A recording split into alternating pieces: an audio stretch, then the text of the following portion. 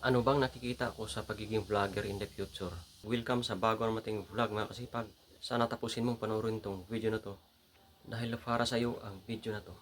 Kung bago ka pa lang sa aking video, ako nga pala si Diyos Dado Alaman. Dating OFW ngayon andito na sa Pilipinas dahil finish contact sa trabaho at gusto maging vlogger. Ano bang nakikita ko sa hinarap sa pagiging vlogger o content creator?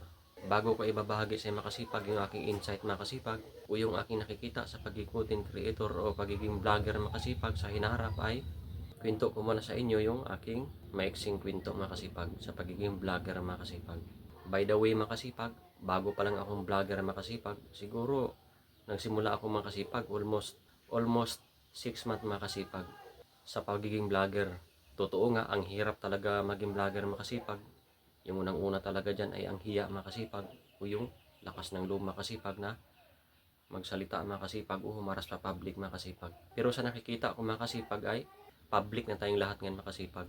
Kung napapansin mo makasipag, yung kadalasang nagtatagumpay makasipag sa buhay makasipag ay yung nagpa-public makasipag o yung mga nag-content makasipag. Kung napapansin natin makasipag, mayroong Lazada, mayroong Shopee, mayroong Timo ba dyan makasipag na online na makasipag. Kaya sa nakikita ko, advance po yung public makasipag. Hindi naman lahat makasipag. Pwede tayong mag-content makasipag ng public makasipag. Yun po yung ibig kong sabihin makasipag. Pwede tayong mag-vlog ng public. Kasi sinong maka-appreciate ng ating pagkatao makasipag?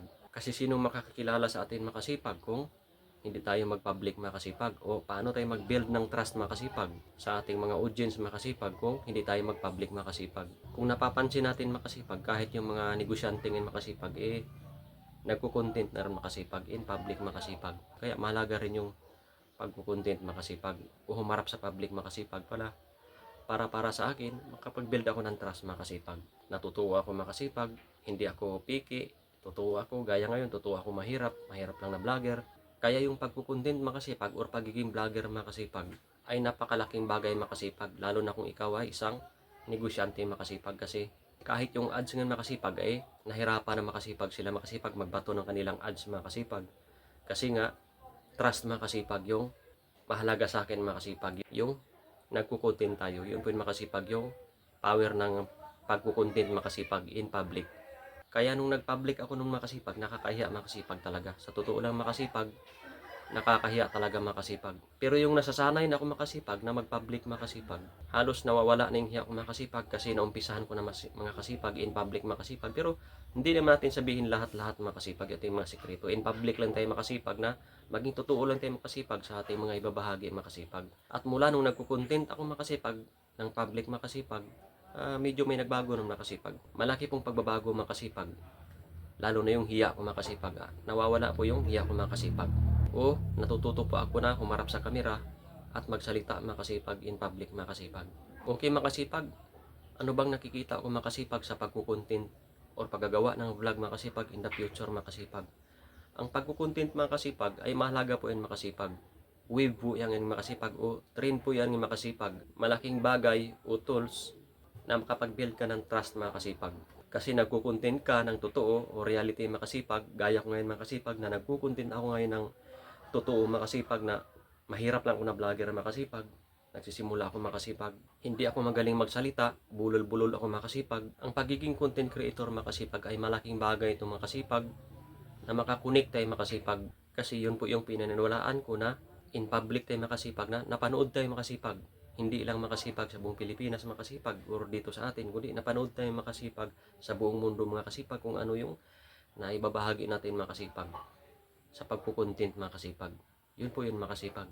Ang pagkukontent makasipag or sa pagiging totoo ka makasipag in public makasipag ay wave po yan yung makasipag o trend makasipag yung pagiging yung paggawa ng content makasipag. Kasi halos andyan lahat makasipag. Kung nakaka-build ka ng trust makasipag, gaya ko makasipag na nagsabi ako ng totoo makasipag. Isa lang ako mahirap na vlogger makasipag, pero kayang mag-content mga kasipag. Ang nakikita ko sa paggawa ng content mga kasipag ay hindi lang po ito para sa mga malaki ng achievement mga kasipag o mga nagtatagumpay ng makasipag o yung mga may narating makasipag. Yung mga may narating makasipag. Ang pinaniwalaan ko makasipag ay kung saan ka nagsimula makasipag. Sa pag-vlog makasipag. Kung mahirap ka ngayon makasipag, malaking bagay ng makasipag. Kung mahirap ka na kagaya ko makasipag na nagsimula, Isa na yung way makasipag na makapag-start ka ng pagbablog makasipag. Isa po yung napaka-effective makasipag kasi nagsisimula ka sa umpisa makasipag na kagaya ko makasipag. Ako makasipag, hindi ako naghahangad makasipag na yayaman ako sa pagbablog makasipag. Kikita ako sa mga pagbablog makasipag. Dahil totoo makasipag sa pagiging vlogger makasipag. Kailangan mo ng tuloy-tuloy dito makasipag o consistency kang nag-upload makasipag ng iyong video makasipag. Nagkakapira ka nito sa pamagitan ng ads, sponsorship. Kung mag-sponsor ka makasipag, maaari ka rin kumita mga kasipag sa pagpo-content mga kasipag. O i-endorse natin yung mga negosyo nila, pwede tayong kumita dyan makasipag, pero hindi kalakihan makasipag. Ang tingin ko dito sa pagpo-content ko makasipag or sa pagiging vlogger ko makasipag ay isa ko po itong libangan makasipag. Or pag nainip ako, pangtanggal ng stress, ang tingin ko po dito makasipag ay hindi pera makasipag, kundi yung consistently ka lang nag-upload makasipag. O mayroon akong tinatawag makasipag na giving up goal makasipag. Panoorin nyo makasipag sa binahagi ko makasipag yung kahalagahan ng giving up goal makasipag. Mahalaga po na may giving up goal tayo makasipag. Kasi ako makasipag, hindi ako tumitingin makasipag sa views makasipag. May papasok man makasipag na ads, kung mayroong mag-sponsorship o wala makasipag, may magpa-endorse man kanilang mga negosyo o wala makasipag. Basta ang tingin ko lang dito makasipag ay libangan ko lang itong makasipag pag nainip ako. Yun po yung tingin ko dito makasipag. Para hindi ako boring makasipag, para hindi ako ma-bored makasipag. Yun po yung nakikita ko makasipag sa paggawa ng content o pagiging vlogger makasipag. Mayroon po siyang future makasipag. Gaya ngayon makasipag na naiinip ako makasipag, walang magawa, kaya ginagawa ko siyang libangan makasipag para hindi ako mainip makasipag. At least nakapag-vlog din ako makasipag. Kung vlogger tayo makasipag or content creator makasipag, para sa akin makasipag, nagbibigay po ito ng impact makasipag. Yun po yung tingin ko makasipag sa pagiging vlogger o content creator ang magbigay ng impact. Unang-una dito makasipag, yung ating mga pamangkin, yung ating mga kamag-anak makasipag, o yung ating mga henerasyon ngayon makasipag na makita nila ako makasipag na nagko-content ako makasipag o nagwa-vlog. Para ma-inspire din sila o ma-motivate din sila na pwede rin sila maging vlogger makasipag kahit na mahihain o mahirap na kagaya ko makasipag. Good news makasipag pag mayroon ka ng mga achievement makasipag dahil marami kang may babahagi makasipag. Pero para sa akin makasipag, enough na sa akin na nagsisimula pa lang ako mag-vlog makasipag. Stepping stone ko ito makasipag na talagang mahirap ako kung kikita man ako dito makasipag o hindi makasipag sa pag-vlog o sa pagko-content makasipag, ay okay lang po sa akin yung makasipag dahil ang tingin ko dito makasipag sa pagko-content makasipag o sa pag-vlog makasipag ay isang libangan ko makasipag pag nainip ako makasipag at nakapagbigay ako ng kahit kunting impact makasipag. Para sa akin makasipag, mahalaga makasipag na nagko-content tayo makasipag or nagba-vlog tayo makasipag or mayroon tayong vlogger o content creator makasipag sa ating pamilya makasipag. Kasi malaking bagay po ang pagko-content makasipag kasi wave po ang content ngayon makasipag o trend. Yung labanan ngayon makasipag ay content creation makasipag. Kahit sa negosyo makasipag, kung hindi ka nagko-content makasipag, para sa akin ay mahirap na i-skill up yung negosyo natin. Kasi ang kadalasang nagtatagumpay talaga ngayon makasipag, sa akin nakikita makasipag ay yung mga nagko-content makasipag na mga negosyante makasipag dahil marami silang customer. Yun po yung totoo makasipag. Para sa akin makasipag, isa itong tunay na marketing makasipag, real makasipag na pagmamarket makasipag. Itong pag-content makasipag. Kaya mahalaga na magko-content tayo makasipag kahit may negosyo man wala makasipag nakagaya ko. O, sa totoo lang wala man akong negosyo makasipag. May tindahan, maliit lang makasipag. Hindi ko pa siya matawag na negosyo kasi ako ang nagtatrabaho. Para sa akin makasipag, ang negosyo na matawag ko makasipag ay yung may mga tauhan na ako na kahit umalis ako, na gumagana pa rin yung negosyo. Yun po yung matatawag ko para sa akin na tunay na negosyo makasipag. Kasi kung ang negosyo, tayo ang nagtatrabaho makasipag, ang tingin ko nun makasipag, para sa akin lang to makasipag. Ang tingin ko ay ako pa rin ang nagtatrabaho makasipag. Yun po yung tingin ko makasipag sa negosyo kung ako ang nagtatrabaho. Kaya ang nakikita ko sa pagiging vlogger o content creator makasipag ay isang malaking tools makasipag o isang part of marketing makasipag. Isang tunay na marketing makasipag yung pagko-content makasipag. Okay makasipag, samahan nyo pa ako sa mga sunod na video makasipag. Kaya ko binahagi itong video na itong makasipag para mayroong iba makasipag na ma-inspire din sila makasipag kung gusto nila mag-content makasipag. Dahil yun po yung nakikita ko makasipag sa pagiging vlogger o pagiging content creator makasipag, isang marketing makasipag.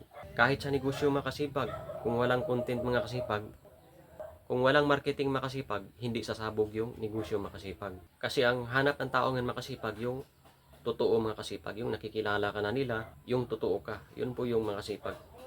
Yun po yung ibig sabihin makasipag.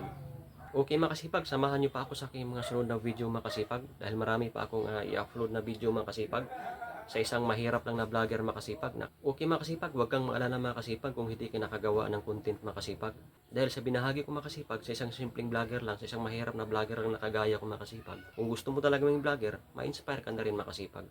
Kasi una makasipag dati, mahihain ako makasipag. Pero ngayon makasipag, natanggal na yung hiya ko makasipag. Una lang yan makasipag. Subukan mo lang mag-try makasipag ka lang, mag-upload ka lang na mag-upload. At eventually, mawawala din yung hiya mo makasipag na kagaya ko dati na mahihain at nawawala din yung hiya makasipag. Ang kagandahan makasipag, pag nag-upload ka na nag-upload makasipag, masasanay ka makasipag. Kasi yun po yung tutuungin makasipag. Content creation po yung labanan ngayon makasipag. Lalo na kung may negosyo ka makasipag o pagiging vlogger ka makasipag, kailangan natin mag-content para maging vlogger makasipag. Kahit anong i-content natin makasipag, kahit anong i-content natin yung makasipag, para sa akin, hindi naman ako magaling na vlogger o content creation. Ang ginagawa ko, kahit anong i-content ko mga kasipag, basta yung totoo mga kasipag. Kahit anong i-content natin, mapa-experience ba yan, trabaho, negosyo, o yung mga success. Ang trabaho ko pala dati makasipag ay isang heavy equipment operator makasipag. Mayroon akong group link dito makasipag sa aking video makasipag, ilalagay ko dito makasipag. Kung gusto mo mag-join makasipag, welcome ka makasipag. Kung gusto matuto mag-driver o mag-operate makasipag, mayroon kang munting matutunan dyan makasipag. At welcome na welcome, lalo na yung ating mga magaling at mga veterano na mga driver operator makasipag. Welcome tayong lahat na maglapag makasipag sa ating HCA Malupit Group makasipag o samahan makasipag para matututo yung iba. Kasi para sa akin makasipag, magaan sa pakiramdam na mayroon kang may bahagi makasipag. Para kapupulutan din ng kahit kunting aral ng iba makasipag. Okay makasipag, kung nagustuhan mo yung video na ito makasipag, pwede mo akong i-like, comment, and share or subscribe to our YouTube channel or click the bell button below para ma-notify ka sa mga bago ko na ng video na i-upload. Okay makasipag, maraming salamat sa panonood ng video na to. See you my next vlog. I love you, bye!